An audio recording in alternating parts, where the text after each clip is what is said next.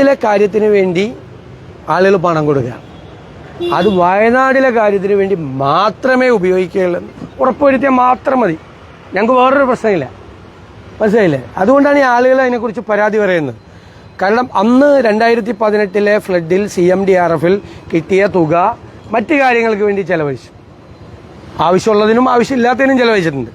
പക്ഷേ ഒരു ചോദ്യമുണ്ടല്ലോ, ഇപ്പോൾ നിങ്ങളിൽ ഒരാൾ നിങ്ങളുടെ ശമ്പളം കൊടുക്കുന്നു, ഒരു മാസത്തെ ശമ്പളം കൊടുക്കുന്നു. ആ ശമ്പളം നിങ്ങൾ എന്തിനാണ് കൊടുക്കുന്നത്?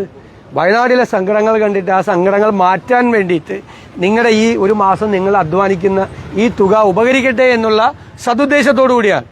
പിന്നീട് നിങ്ങൾ കുറേ നാൾ കഴിയുമ്പോൾ തിരിച്ചറിയാണ് നിങ്ങളുടെ ശമ്പളം അതിന് വേണ്ടിയിട്ടല്ല ഉപയോഗിച്ചത്, വേറെ ഏതോ കാര്യത്തിന് വേണ്ടിയിട്ടാണ്. അത് ശരിയാണോ? അത്രയും മാത്രമേ ഉള്ളൂ. വളരെ ലളിതമാണ്. ഞാനത് വിവാദമാക്കാൻ ആഗ്രഹിക്കുന്നില്ല ഈ സമയത്ത്. പക്ഷെ ഉറപ്പുവരുത്തണം, ഞാൻ Day 1 മുതൽ പറയുന്നതാണ്, ഉറപ്പുവരുത്തണം. ഇങ്ങനൊരു കാര്യത്തിന് പണം കൊടുത്താൽ അതിനുവേണ്ടി തന്നെയായിരിക്കും ചെലവാക്കുന്നത് എന്ന് മനസ്സിൽ നമുക്കൊരു ഉറപ്പ് വേണം.